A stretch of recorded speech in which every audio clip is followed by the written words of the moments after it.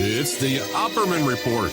Join digital forensic investigator and PI Ed Opperman for an in-depth discussion of conspiracy theories, strategy of New World Order resistance, high-profile court cases in the news, and interviews with expert guests and authors on these topics and more. It's the Opperman Report.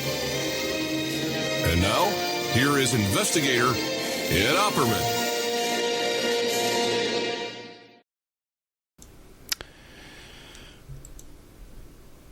Okay, welcome to the Opperman Report. Let me shut that off there. I'm your host, private investigator Ed Opperman. And this show is brought to you by CartKing.com.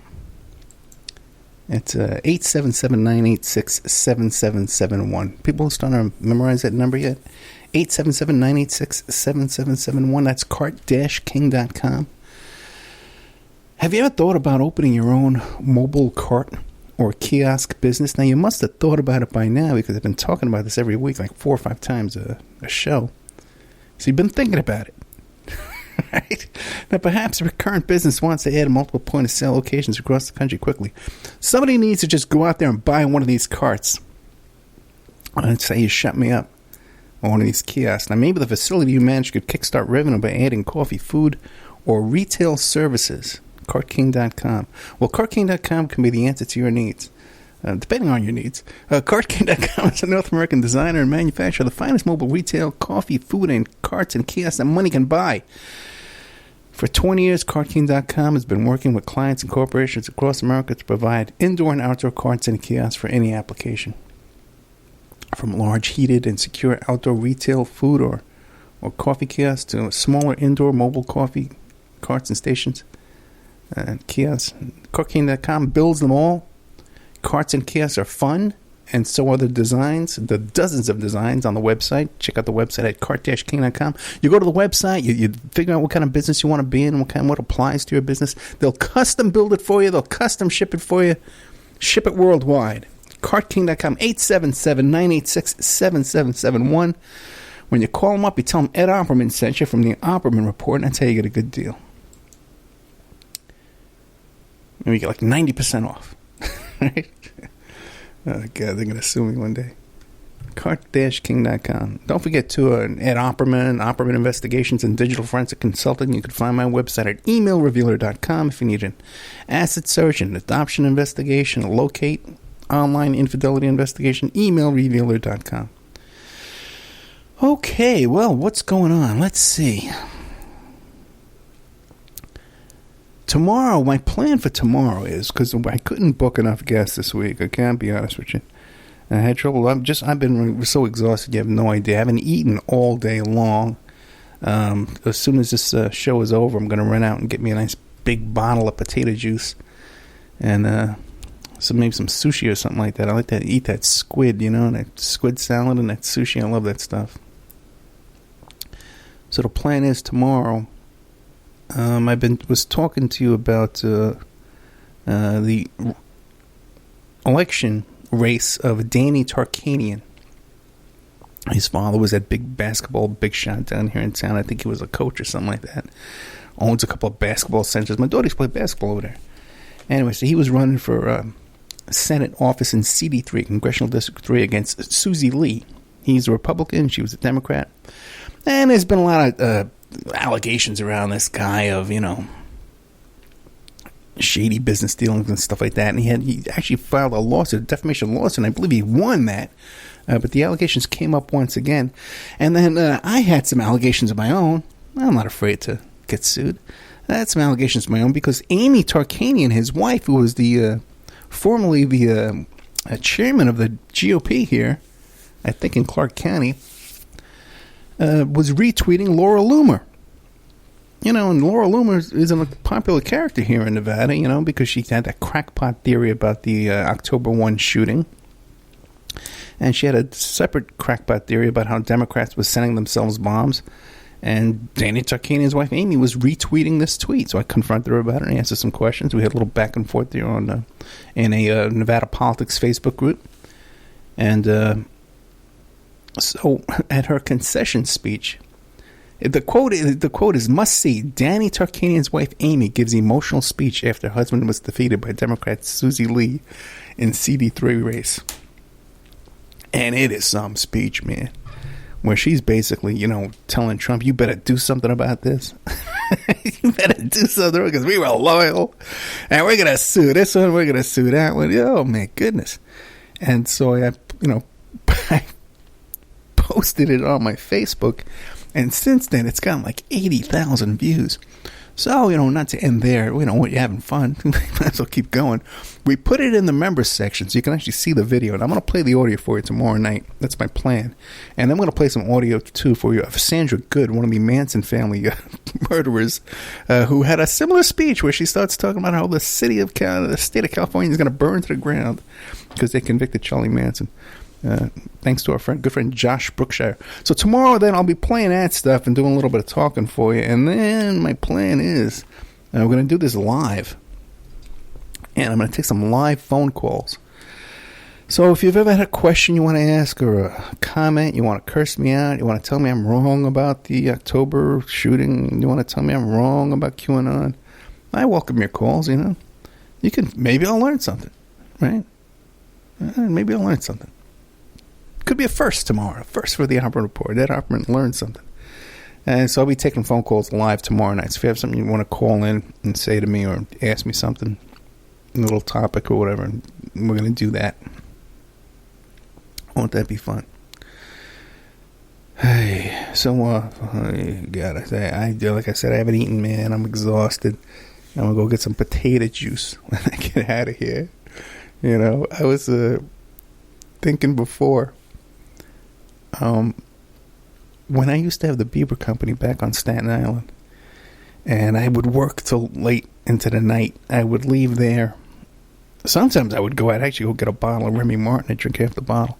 But what I would do is I'd go to this deli almost every night around the corner from my house, and I'd go in there, and there'd be a guy working behind a deli counter, and then the girl at the cashier. And I remember this young guy, Italian kid, handsome kid, and this pretty girl working behind the counter there. And I'd go in there every night, my suit and tie, and I'd get a little bit of food to take home. I'd get some beer, perhaps, like a sandwich or something. The guy behind the deli counter would make me a sandwich, or I'd get cold cuts, a piece of chicken, whatever, and some salad. And I remember one night going in there, and I was just so tired, and I was so hungry. And in my head, I was thinking, I want something like a potato, like a baked potato with maybe like a twice baked potato with some cheese in there and some bacon bits on top of it. I just want a potato, And so the kid comes around the counter. Hey, what can I get for you, buddy? What do you have tonight, pal? What's gonna be, boss? And I looked at him. I was just so tired and I was so weak, and I just looked up at him, and my mind had a brain fart, and I just said, potato. And he looked at me like, what, was crazy? And I wanted to say to him, I want something like a potato. I just want something filling. Can you make a suggestion? But I couldn't even get that out. I just said it again. I went, potato. And he just breaks out cracking up. And the girl at the cash register, she's cracking up too. But I composed myself and I explained to him that, I was just so exhausted. I just wanted some kind of potato. But that's how I feel tonight. Just exhausted and really wiped out, man. Another day, another miserable day, another miserable dollar. I give you 7 hours of content each week, and last week we made about $30 for the whole week off of this show. That's not even $5 an hour. And when you consider all the work prepping and all the stuff, all the work that Shane does, all the work we do here on the show. So if you want to support the show, you go to our members section at OppermanReport.com. I have some new content up in there. I just did an interview with Pierce Redmond that you can find in our members section. These new videos we just put in there. Some other documents, too, which Shane was telling me he put up there. I sent them to him this week. And there's a lot of good stuff in there. So thank you so much.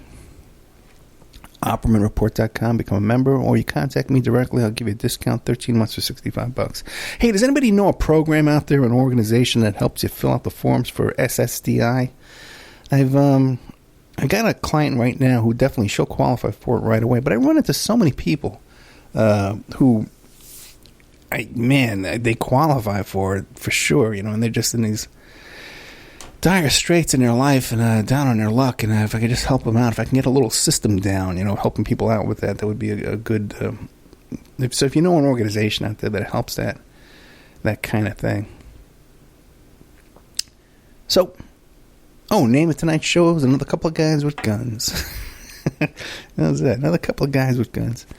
So I was going to the dentist. Oh my God, I had like 7 visits because I went to the dental school to get one of those free dental cleanings, because I need that deep cleaning at the gum disease, And so I was sitting there, and the last visit, I guess it was Wednesday, and I was sitting there thinking, this is almost over. But then I started thinking, hey, what if some disgruntled dental student, got kicked out of the program? Because, what happened was they have a problem where people sign up and then they don't show up for their dental appointment. And then the kids who are taking the class, they fail the class because they don't have people to work on. So I was sitting there and I started thinking, what if a disgruntled student who just got failed comes back with a gun and does one of these workplace shootings and starts shooting the place up? And I started thinking, this is a serious concern. Maybe I should look. And plus, too, it's really tricky in that building. When you come in and they take you over to your little dental chair there, you go through these winding hallways with unmarked doors, and it's kind of tricky getting in and out. And you can't even go to the bathroom by yourself. The girl has to take you there back and forth because it's so confusing. So I says, what? A guy comes in here with a gun. I couldn't even find my way out of here. What am I going to do? My goodness. What'll I do? Well, I shoot me up with some more Novocaine. That's what we'll do.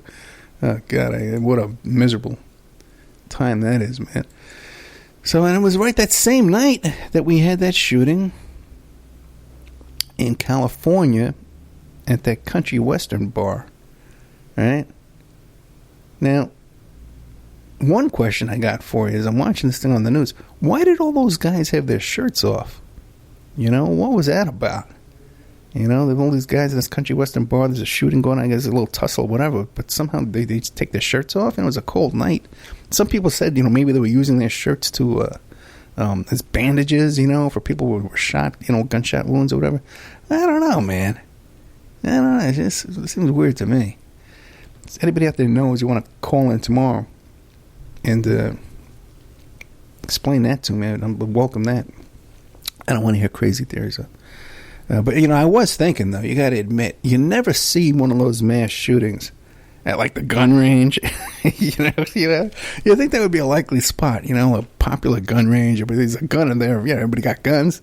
How come there's never any of these mass shootings over there? Or you never see them, like, at an NRA convention. Someone goes down to an NRA convention or something like that and shoots up the place. It's always like a school or a church or an office building or something like that, Now, and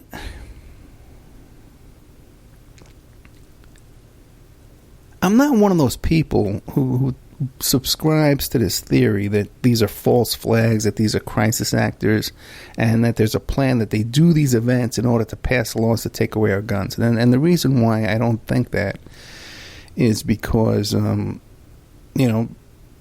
gun manufacturers are part of the ruling elite. They are part of the 1%. And if they just wanted, if the plan of the ruling elite was to take away our guns, the first thing they would do is these companies would just stop manufacturing guns and stop manufacturing ammunition. And if anything, after these events, there's more gun sales, not less gun sales.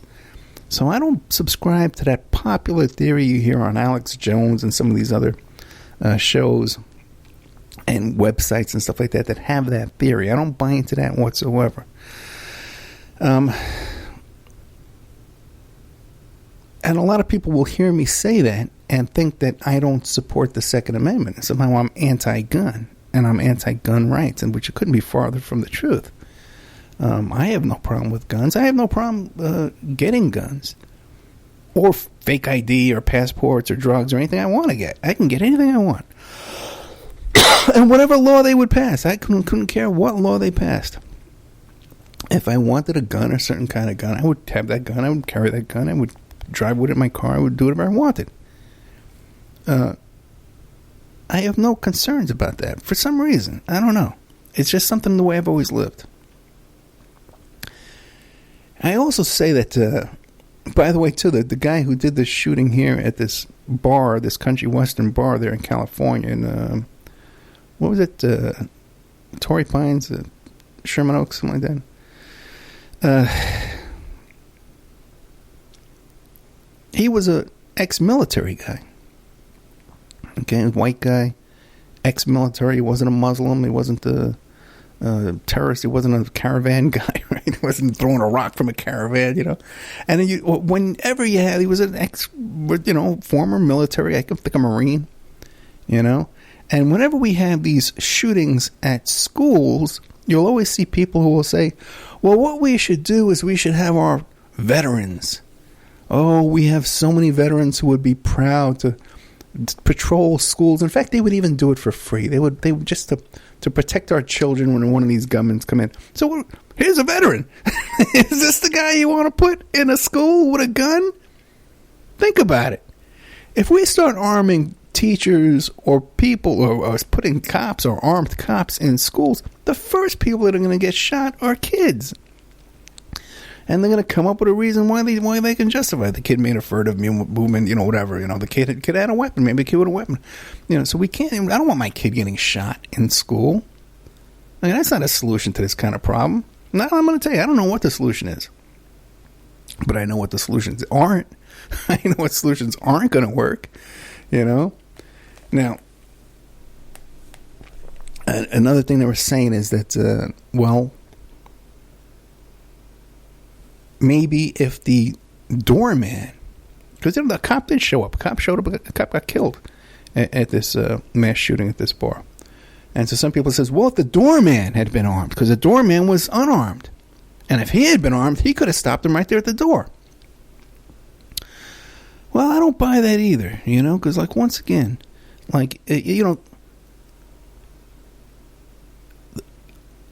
I have no desire to do one of these mass shootings, and people are probably surprised about that because I do have a crazy temper and I'm kind of a wild guy. But I have no desire to go do one of these mass shootings, or shoot up a school, or shoot up a bar, or any kind of thing. Shoot up any place. Go up in a tower and start shooting people. I have no desire to do that. So whether guns are available to me or not, I'm not going to go do that kind of crime. I'm not going to go do that kind of activity. So it's not the lack of my access to weapons that prevents me from doing that. There's something else in my heart and my soul and my mind that prevents my wellness, my mental health, my faith in God, or whatever it is that prevents me from wanting that does not place that desire in my heart to go out and shoot people up. So whether I have access to guns or not, that's not the issue. Okay? And even if, let's say I did have that desire to do that. I'm on a mission. I got to go into a building and shoot up someone in that building. Okay? Well, I'm getting paid a lot of money to do it, whatever the reason is, right? And I decide I'm going to take on that job. Having a cop at the front door, that's not going to stop me. If I'm ready to go in there, okay, and I'm ready for combat, okay, another guy with a gun is not going to stop me. And I'll tell you, I'll give you an example. I tell the story quite a bit, that when we were back in the old days down there at the Mexican border, down in Arizona and stuff like that, doing our fun stuff down there, when we would be out in the middle of the desert, one night we were driving along, me and my buddy, down there by Vail, Arizona, and we were driving in a car, pitch black. We're both wearing sunglasses, and I've got a bag in my lap, not in my lap, it was at my feet. I had a duffel bag with a whole bunch of cash in there, and a .357 Magnum revolver sitting on top of that. And I had a beer can in my hand. I was drinking a beer. Well, you're driving out there, it's the middle of nowhere. This is back in the 80s, Different time, different place. Lawless time. And we get pulled over by the Border Patrol. Pulls us over. Okay, and these two guys, they come up to the windows, they look in here, and they see us, they see me. They had to see the gun. They had to see the beer. They saw the sunglasses. We know that. And they just said, okay, fellas, we're just looking for Mexicans. We're on our way.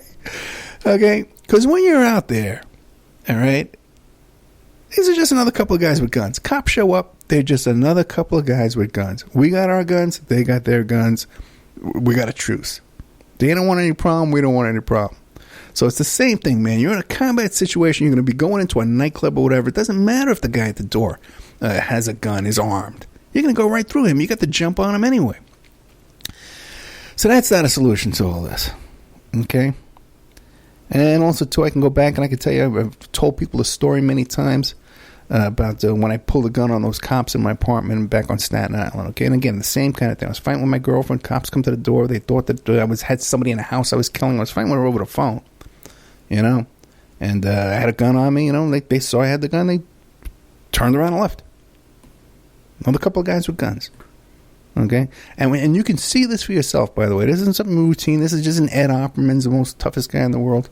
If you watch this show, this live PD thing that's taking over the nation here, every now and then you see them, they pull over these real serious gangbangers that are real professionals, you know, and They cut away to someone. They're taking on some marijuana. People driving with their marijuana in their car, and they're arresting them. And then they go back to the gangbangers and say, well, we let them go. Okay? And that's because there's a lot of professional talk back and forth between these professional criminals and these cops saying, hey, do you know so-and-so? Hey, do you know so-and-so? Hey, blah, blah, blah. Okay? Because somewhere down the line, someone gets an envelope every week. Okay? So these people can continue their business. And that's why they get let go. There's another couple of guys with guns. Okay, let's take a little commercial break here. Okay. Oops, you know what? I'm not prepared to do a commercial because, oh, yes, I am. I am prepared.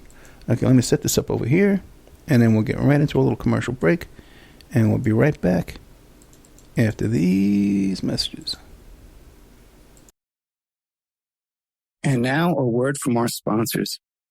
The Opperman Report is brought to you by SubhashTechnosis.com. Subash Technosis is a search engine optimization and website design company. They're located in India, so you know you're going to save a lot of money and get top quality service. They offer all sorts of business process outsourcing, data entry, banking BPO services, recruitment process outsourcing, software testing, offshoring, research network, customer care, press release, content writing and distribution, and much, much more. Now you can get a hold of Subash Technosis by email at info@subashtechnosis.com. Their website is www.subashtechnosis.com, and their Skype is ANUSHASUBASH. Check out CartKing.com, 877-986-7771. Have you ever thought about opening your own mobile cart or kiosk business? Perhaps your current business wants to add multiple point-of-sale locations across the country quickly. Maybe the facility you manage could kickstart revenue by adding coffee, food, or retail services, like let's say you own an office building or a warehouse. Put one of these carts there in the lobby. Well, CartKing.com can be the answer to your needs. CartKing.com is a North American designer and manufacturer of the finest mobile retail coffee and food carts and kiosks money can buy. For 20 years, CartKing.com has been working with clients and corporations across America to provide indoor and outdoor carts and kiosks for any application. From large, heated, and secure outdoor retail or food kiosks to smaller, more mobile coffee kiosks or coffee stations, coffee carts, CartKing.com designs and builds them all. Carts and kiosks are fun, and so are the dozens of designs on the website, CartKing.com. Please visit today at CartKing.com or just call them at 877-986-7771. Tell them Ed Opperman sent you and you get a good deal. Remember, all these shows on Awake are brought to you by emailrevealer.com. You can go to emailrevealer.com and get a copy of my book, How to Become a Successful Private Investigator. You also do all the kind of different services for you. Online dating service investigations called an online infidelity investigation. And that's where you give us your husband or your boyfriend, your girlfriend's email address, and we trace it back to their online dating websites, and we return a list of all the dating sites that email is registered to. We can expand on that investigation and trace it back to porn sites, escort service sites, swinger sites, gambling websites, and even prescription drug websites, and all kinds of digital forensics, computer and cell phone digital forensics, where we can recover deleted content from an email or a hard drive and produce a report for you that you can use in court. That's emailrevealer.com, or you can contact me at oppermaninvestigations@gmail.com. Okay. Shut this off here.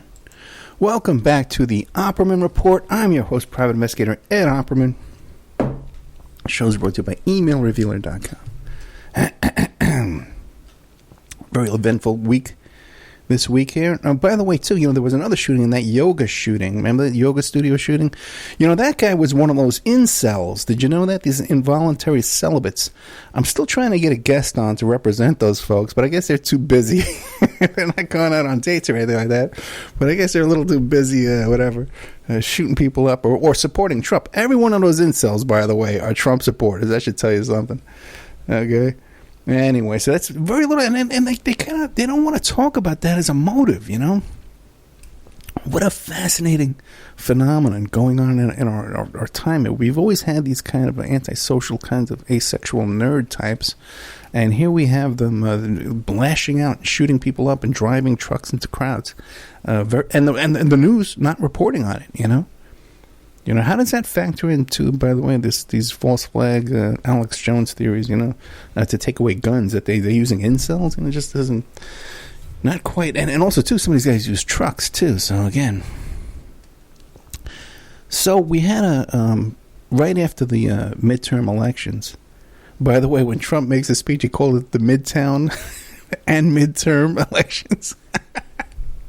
I love that guy. Anyway, but right after this, man, all hell's breaking loose. He fires Sessions. By the way, Sessions sent in a resignation letter that was undated. Now, how that works is, he presented that letter, months ago, possibly. And Trump had in his possession this resignation letter that he could pull out whenever he wanted to. Sometimes you'll go to all your employees and say, I want a resignation letter from everybody. I want to have it on file to use it when I want to get rid of you. And then he appoints this guy, Whitaker, to be the temporary head of the Department of Justice. While at the same time, out of the chain of command, it should be Rod Rosenstein who would step in there. And now Whitaker took over the Mueller investigation. Now, I'm not concerned with that because even if Trump were just to go all full-blown Saturday Night Massacre, there's enough charges that can be filed in New York State that I believe this problem would be dealt with. Now, I was thinking, though, because this popular theory that you hear repeated over and over and over again all day long on right-wing talk radio, these guys, Sean Hannity and Wayne Allen Root, and it's going on and on, the same thing every day. And the theory is that Trump's an outsider, and he's going to drain the swamp, and the deep state has been conspiring since before the election to take down Trump, rig the election, and frame Trump, right? And that Trump's been cleaning house of the FBI and the DOJ, is getting rid of these guys like Strzok and Lisa Page and Comey and this whole long list of people. You see QAnon will have a whole list of people forced to resign, power taken away, fired, blah, blah, blah. There's a whole list because Trump is draining the swamp of these deep state operatives in the FBI, and also too the CIA is involved, and Brennan's involved, and the media's involved. Everyone's all involved in his big giant plot to take down Trump. And the way this plot works, okay, is that the plot works. The idea is that they came up with a scheme to frame Trump with Russian collusion. Now, at the time they came up with this scheme to and this is based on a phony, dodgy dossier by Christopher Steele and a FISA warrant against Carter Page, who has his own business going on. Anyway, so this whole theory is that they were going to frame Trump with Russian collusion. Okay? And then there's another theory that, and then again, I don't know what happened to this theory now, because the QAnon group has a theory that Sessions all along has been working with Trump secretly, and Mueller's working with Trump secretly, and there are about to be mass arrests, and people sent to Gitmo and military tribunals, and Hillary's going to get arrested, and Obama's going to get arrested, and everything we see is a big trick, and Sessions and Mueller are really on Trump's side, and the investigation is really against Hillary. That's a whole bizarre theory that some people have to seriously believe. But the people like Hannity were a step away from these kind of nuts, still nutty themselves, but a step away. People like Hannity and Wayne Allen Root and all these people you hear, all day long. Their theory is that there's this deep state coup using the Russian collusion to take down Trump. They're framing him with Russian collusion. And we have text between Lisa Page and Peter Strzok, and they have an affair, and they talk about insurance policies, and it all makes sense. But the problem is with that theory is, first of all, way back then, they didn't know about Roger Stone meeting with the hacker. They didn't know about Roger Stone having meetings and conversations with the WikiLeaks and Julian Assange. They didn't know about Julian Assange sending messages to Trump Jr. talking about, hey, release your tax returns through me, and I want an appointment. I want to be the ambassador to Australia. All these conspirators had no idea about any of that. We know they didn't, because it's not in their texts and emails going back and forth. All the stuff they're using to convict them, we're not seeing any of that stuff in there. They didn't know about this meeting at Trump Tower about the adoptions and all that. None of that. They didn't know about this stuff back then. So they had a plan to frame him with Russian collusion, and then coincidentally all this stuff came up? Is that what we're going to believe? And that this whole big plot, the FBI, the media, the CIA, were all involved in it. And not that Trump's a crook and incompetent and a pervert. Oh, no. He's some kind of good guy, despite everything we know about his character. No, he's a hero, and all these other characters are framing him. And they just got lucky that these other things just came out. This is Trump Tower meeting, and all this stuff just happened to fall into place for them. They got lucky with that. But in the end, Trump's going to round everybody up, and there's going to be mass arrests, and then sealed indictments going to be unsealed, and all this stuff's going to happen. If this were true, the only way Trump and his team found out about this plot to take him down was because the plotters are investigating him publicly. Otherwise, it's not the other way around, where he has an investigation and he's uncovering this plot. No, these are people with an investigation against him, and he's counterattacking their investigation. His defense is that I'm being set up, that I'm being framed by these people. It's not the other way around, where he says, hey, there's a plot to take me down, and here it is, look at it. No, it's, hey, I'm under investigation, but they're all framing me.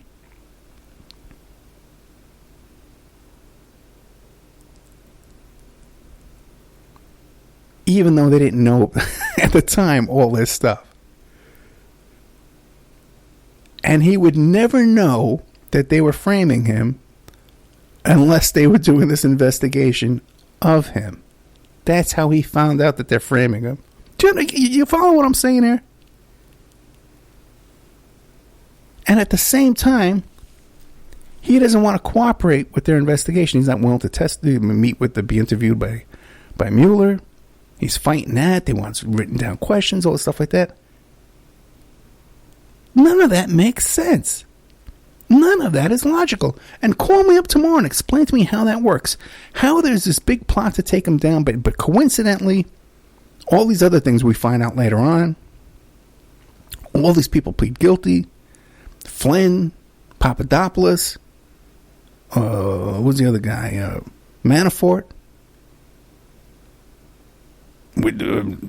what's his name? Stone just admitted, yeah, I met with the hacker. Yeah, he wanted $2 million for the emails. So we got all that. And Trump's not the one leading this investigation. He's just making accusations against the people investigating him. It's totally ass backwards. This bizarre theory is totally ass backwards. Okay. Let's see what's coming up next here. Well, there's a fascinating report out. There was a whole big story, last week right before the election, the midterm elections, or the midtown elections, as you like to call them. That's the caravan, the invasion, right? The invasion coming up. And by the way, the guy who sent those bombs, that guy, the mail bomber, he used the same phrase, man. The Trump used it. We're being invaded. Was it him? Oh, no, that was another guy. Powers. What did Powers do? Powers was just shot something up, but what did he do? He was another guy that they're shooting things up. He might have been the incel guy. Who knows, man? I can't even keep track of all this stuff anymore. But it comes out. Let me see if I could find exactly who this is that came out with this report. The military that was sent down to the border down there to prevent this invasion caravan came out with a tactical report of how they were going to, a PowerPoint of how they were, training their troops, how they were deploying their troops down there, and what their concerns were. And in this official PowerPoint report that they conducted, they say in their own report, and I posted a copy of it to the my Facebook page, they say in there that they're not concerned about any combat or conflict with the caravan people, with the refugees. They're not concerned about that. But what they are concerned about is these 3%er militiamen that are coming down to the border, because they says, you know what? When we've dealt with these people down there at the border before, they've stolen our equipment. They've stolen our supplies. These patriots, these 3%er patriots that are going down there to defend our border from these refugees, possibly rock-throwing refugees, who are going to be shot on sight by, according to Mr. Trump. But then when the Joint Chief of Staff came out, he says, oh, no, we're not going to be engaging with these refugees whatsoever. We have no intention to engage with these refugees, no matter what the president says. And then when they have their deployment instructions there, they're being told, well, don't worry about the refugees. Worry about these 3%ers because they steal all our equipment. How do you like that? It's so freaking hysterical that when you see these stories in the news, but when you actually look into them and see what's really going on, man, it's like, it's all crap. Another one was, I think I talked about it last week, but this other one, this news story that came out that was being plastered all over the place, was that accuser, Kavanaugh accuser, admits she made it all up. So everybody turns around and says, oh, look at that. You see that? Baisley Ford, she made it all up. It was in this article. And it had nothing to do with her. It had nothing to do with any of these known accusers who did affidavits and testified before Congress and gave statements. None of those people. They're talking about that article is about someone who sent an anonymous letter to Congress and then later on admitted they made it up. Nobody even knows about that letter. Okay, that has nothing to do with any of the accusers that are publicly in the paper, any of that kind of stuff. It's a totally different accuser, an anonymous accuser who admitted that she made it up. Admitted that her accusation was fake. All right, let's take a little commercial break here, and we'll be right back after this. What am I going to talk to you about after this? I got a whole other topic here for you, and we'll be right back after these messages. And now a word from our sponsors. The Opperman Report is brought to you by SubhashTechnosis.com. Subhash Technosis is a search engine optimization and website design company. They're located in India, so you're going to save a lot of money and get top quality service. They offer all sorts of business process outsourcing, data entry, banking BPO services, recruitment process outsourcing, software testing, offshoring, research network, customer care, press release, content writing, and distribution, and much, much more. Now, you can get a hold of Subhash Technosis by email at info@subhashtechnosis.com. Their website is www.subhashtechnosis.com, and their Skype is ANUSHASUBASH. Check out CartKing.com, 877-986-7771. Have you ever thought about opening your own mobile cart or kiosk business? Perhaps your current business wants to add multiple point-of-sale locations across the country quickly. Maybe the facility you manage could kickstart revenue by adding coffee, food, or retail services, like let's say you own an office building or a warehouse. Put one of these carts there in the lobby. Well, CartKing.com can be the answer to your needs. CartKing.com is a North American designer and manufacturer of the finest mobile retail coffee and food carts and kiosks money can buy. For 20 years, CartKing.com has been working with clients and corporations across America to provide indoor and outdoor carts and kiosks for any application. From large, heated, and secure outdoor retail or food kiosks to smaller, more mobile coffee kiosks or coffee stations, coffee carts, CartKing.com designs and builds them all. Carts and kiosks are fun, and so are the dozens of designs on the website, CartKing.com. Please visit today at CartKing.com or just call them at 877-986-7771. Tell them Ed Opperman sent you and you get a good deal. Remember, all these shows on Awake are brought to you by emailrevealer.com. You can go to emailrevealer.com and get a copy of my book, How to Become a Successful Private Investigator. You also do all the kind of different services for you. Online dating service investigations called an online infidelity investigation. And that's where you give us your husband or your boyfriend, your girlfriend's email address, and we trace it back to their online dating websites, and we return a list of all the dating sites that email is registered to. We can expand on that investigation and trace it back to porn sites, escort service sites, swinger sites, gambling websites, and even prescription drug websites, and all kinds of digital forensics, computer and cell phone digital forensics, where we can recover deleted content from an email or a hard drive and produce a report for you that you can use in court. That's emailrevealer.com, or you can contact me at oppermaninvestigations@gmail.com. Okay, welcome back to the Opperman Report. I'm your host, Private Investigator Ed Opperman. Oh, boy. You know, a lot of times I'll do a show like this. I dread getting up tomorrow because when the shows go up on YouTube, all these YouTube fans, they don't understand what I'm talking about, and they just leave these horrible, insulting comments, and then you have this crew of stalkers who create new YouTube accounts each week. They got no followers. They just brand new accounts and pretty much say the same thing every week.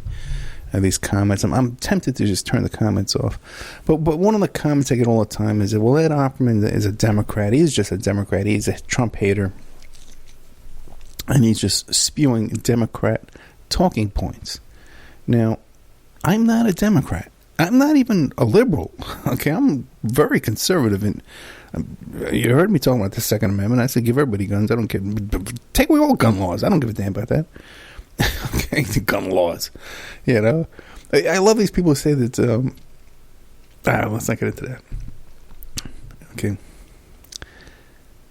Abortion. I'm not in favor of abortion. These other sexual perversions and stuff like that. I'm not into that kind of stuff.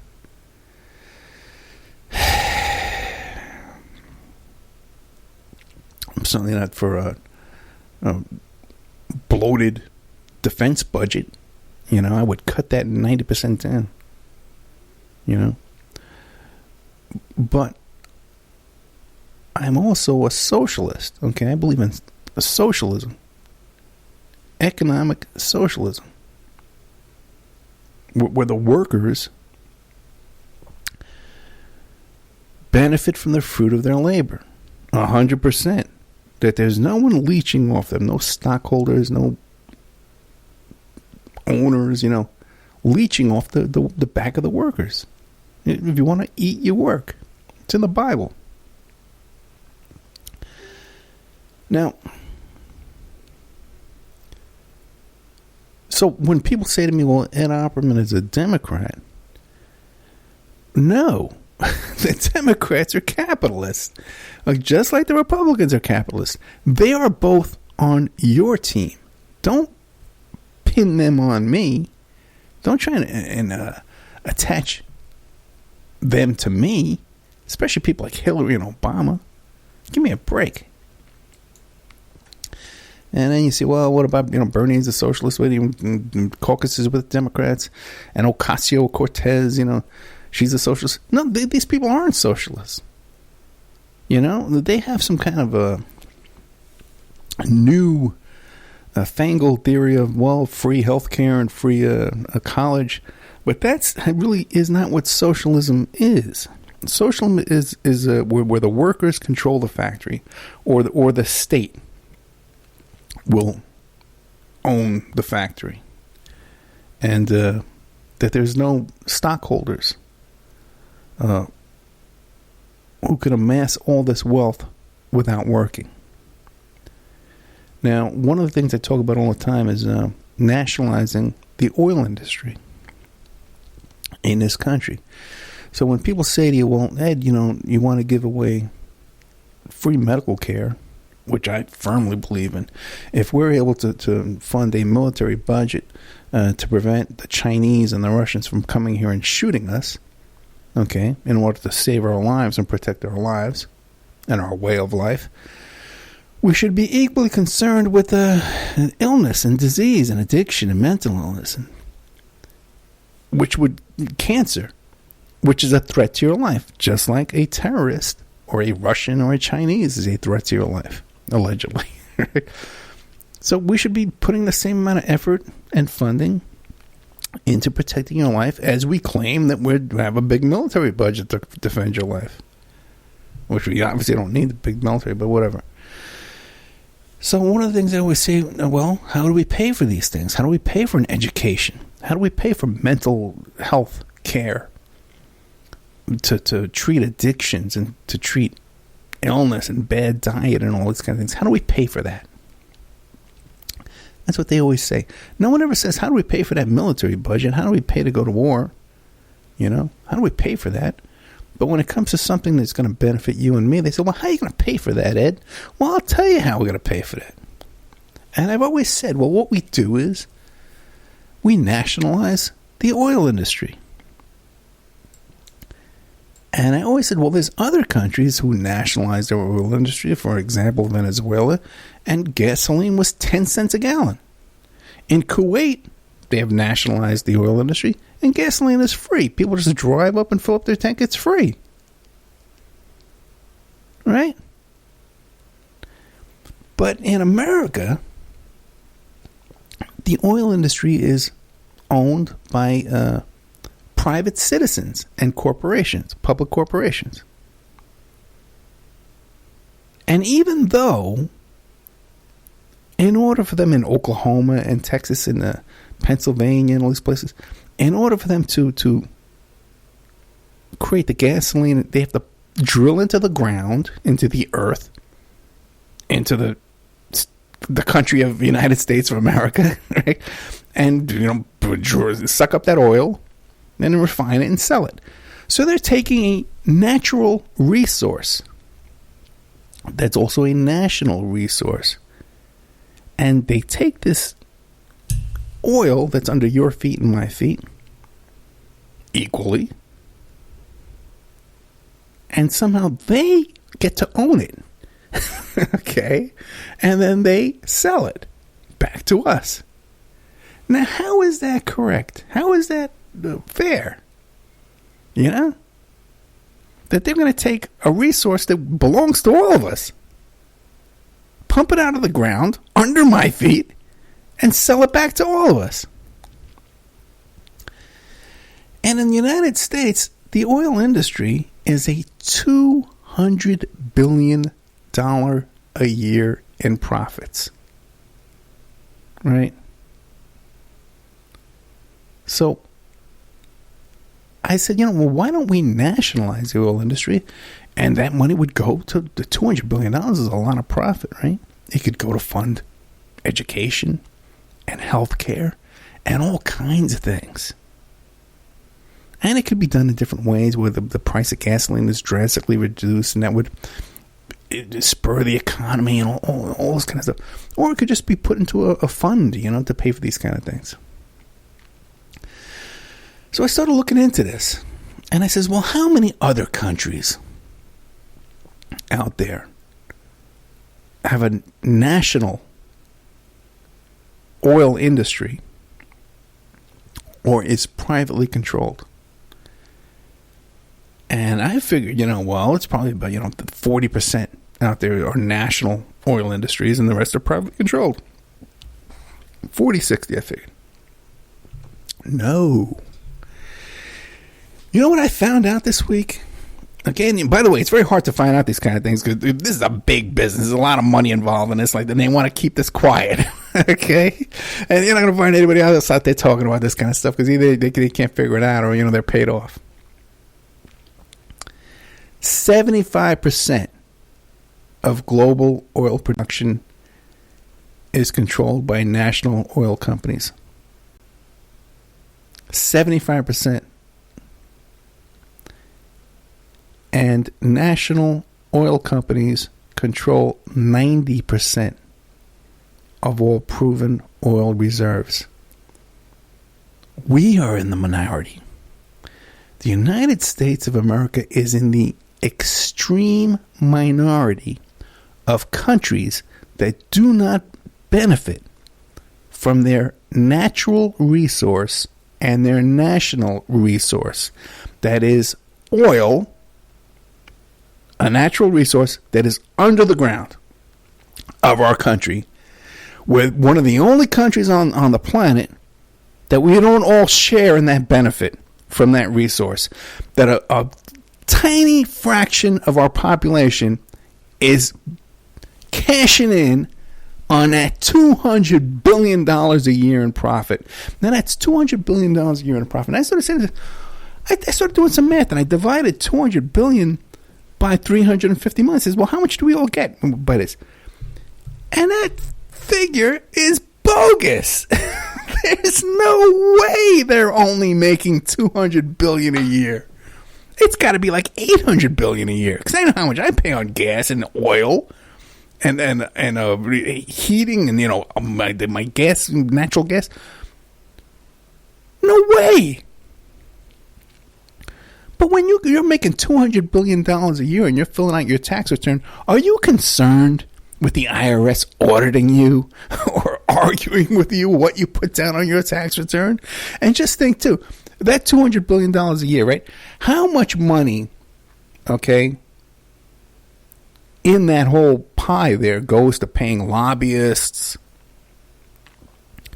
and who knows what they're writing off as expenses, but we know they're writing off lobbyists. And by the way, too, these oil industries too, they pay no tax. They also they get subsidies. They get all kinds of government benefits. All that gets wiped out. So we're not looking at $200 billion a year. We're looking more like $800 billion a year that we all get to cut up. That could go toward health care. That could go toward education, roads, bridges, jobs.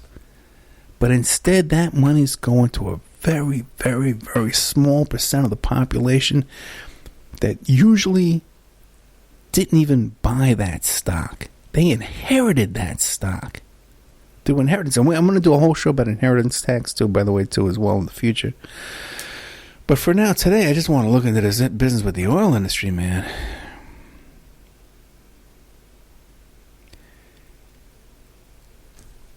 Let's see how we're doing on time.